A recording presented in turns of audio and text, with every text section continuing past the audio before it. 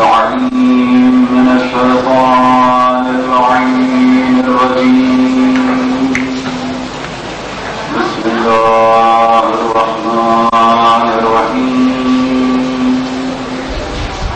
الحمد لله الذي هو الأول والآخر والظاهر والباطن،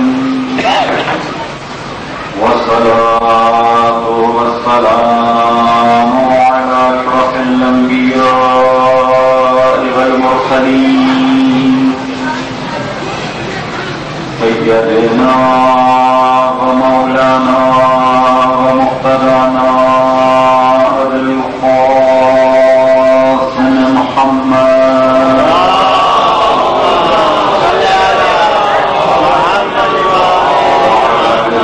الطيبين الطاهرين المعصومين المنتجبين سيما بقية الله في الأرضين، مهدي المنتظر أرواحنا وأرواح العالمين لتراب مخزنه الفداء، ولعنة الله على أعدائهم ومنكر فضائلهم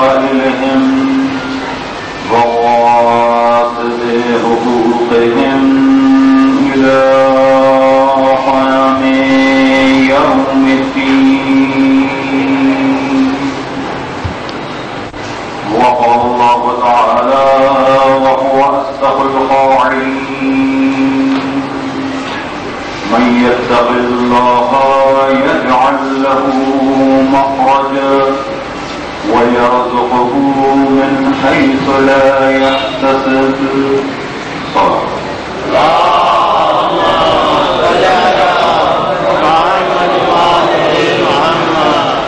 ارشاد باری تعالیٰ ہے: ومن يتق اللہ، جو تقوی الہی اختیار کرے، یجعل له مخرجا، خداوند تبارک و تعالیٰ اس کے لیے راہوں کو کھول دیتا ہے، وَيَرْزُقُهُ مِنْ حَيْثُ لَا يَحْتَسِبُ، اور اسے رزق دیتا ہے ان راہوں سے کہ جس کا اس نے کبھی گمان بھی نہ کیا.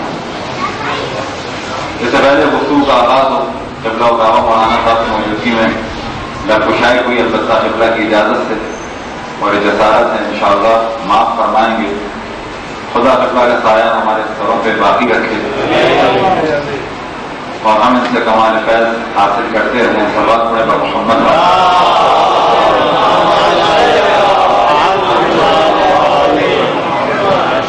موضوع گفتگو جیسا کہ شاید آپ کے علم میں ہو کہ گناہوں کے وہ اثرات جو انسان کی روح پر پڑتے ہیں، اور ساتھ ہی ضمناً وہ اثرات بھی بیان ہوں گے کہ جس کا تعلق معاشرے سے، کہ جو معاشرے پر اثر انداز ہوتے ہیں. ترک گناہ اور انجام واجبات کا نام ہے تقوی الہی، اور جو تقوی الہی کو اختیار کرے، خداوند تبارک و تعالیٰ کا وعدہ ہے: وَمَن يَتَّقِ اللَّهَ يَجْعَل لَهُ مَخْرَجًا، جو تقوی الہی کو اختیار کرے خدا اس کے لیے راہوں کو کھول دیتا ہے، وَيَرْزُقُهُ مِنْ حَيْثُ لَا يَحْتَسِبُ، اور اسے رزق دیتا ہے ان راہوں سے کہ جس کا کبھی اس نے گمان بھی نہیں کیا. بلا شک یہ دنیا مختصر،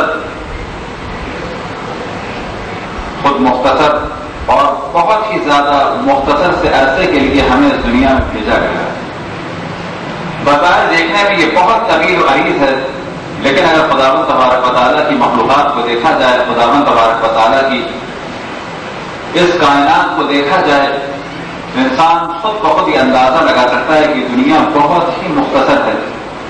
یہ دنیا ایسی نہیں ہے کہ اس کے لیے انسان اپنے آپ کو فدا کرے، یہ دنیا ایسی نہیں ہے کہ جس کے لیے انسان اپنے آپ کو قربان کرے، یہ دنیا ایسی نہیں ہے کہ تمام عالمین کے پروردگار سے جنگ کرے اس مختصر سی دنیا کی مختصر سی لذات کے لیے، کہ جس کی لذتیں مختصر ہیں اور چھوٹی ہیں اور اس کے نتائج اور اس کی عقوبتیں طویل ہیں.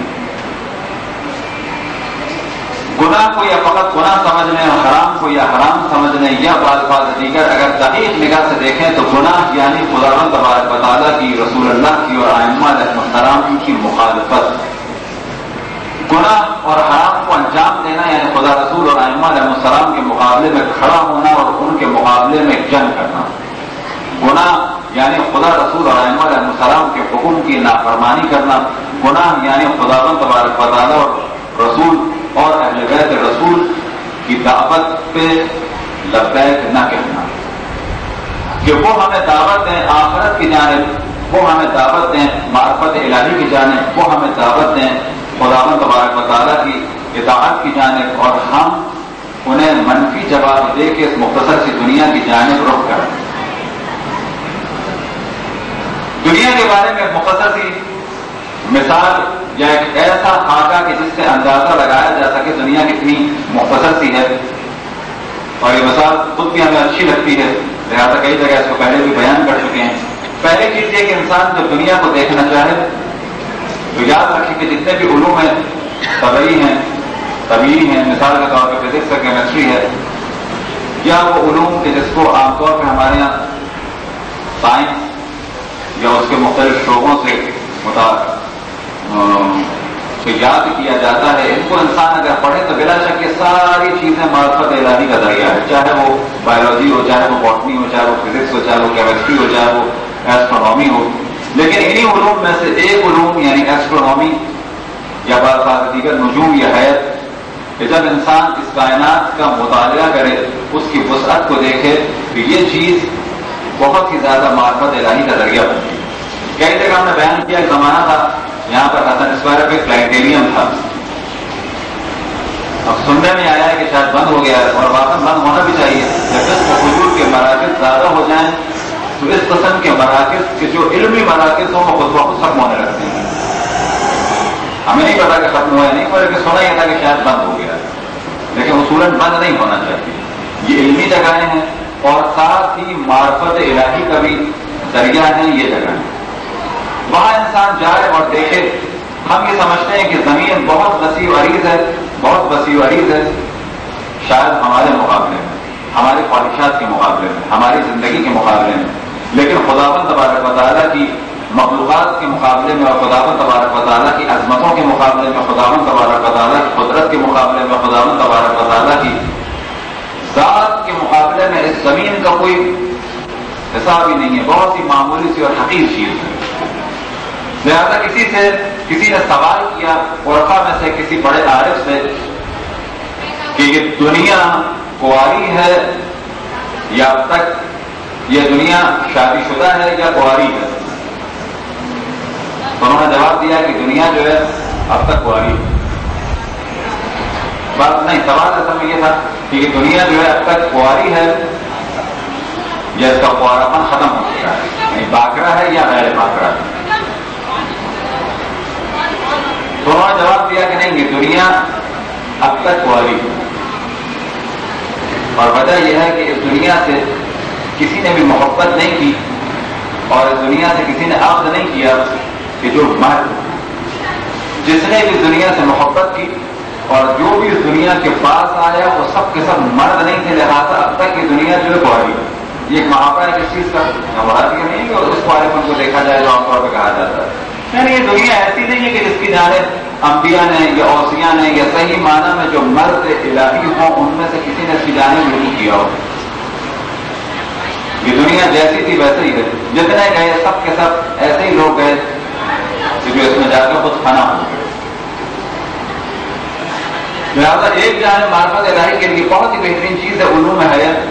انسان دیکھے کہ دنیا کیا ہے، ہمارا سولر سسٹم کیا ہے، ہماری کہکشاں کیا ہے، اور یہ پورا ایک کہکشاں کا نظام کیا ہے، کتنی کہکشائیں تھیں، کتنی کہکشائیں ہیں، کتنی کہکشائیں ہر روز ختم ہو رہی ہیں.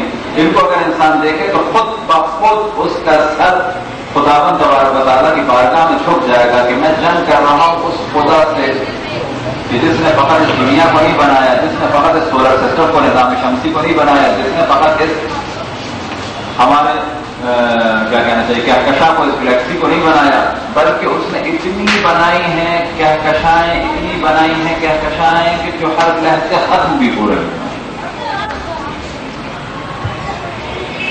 ایک طریقہ تو یہ ہو گیا، لیکن اب اگر اسی دنیا کو ہم دیکھنا چاہیں کہ کیسی ہے تو بعض دفعہ مثال دیتے ہیں.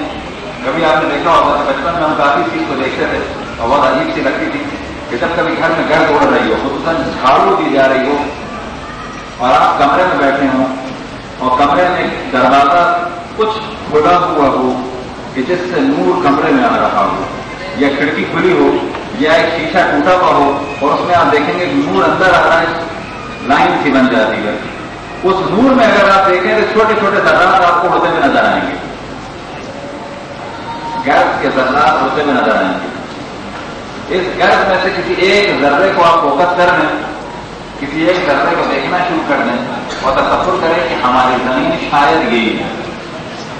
یعنی خدا تبارک و تعالیٰ کی جو مخلوقات ہے، خدا تبارک و تعالیٰ نے جو سیارے اور ستارے حل کیے وہ اس سے کہیں زیادہ ہیں جو اس وقت آپ کو نظر آ رہے ہیں. جس طرح سے یہ چند ذرات ہوا میں اڑ رہے ہیں، بالکل ایسے ہی ستارے اور سیارے فضا کے اندر.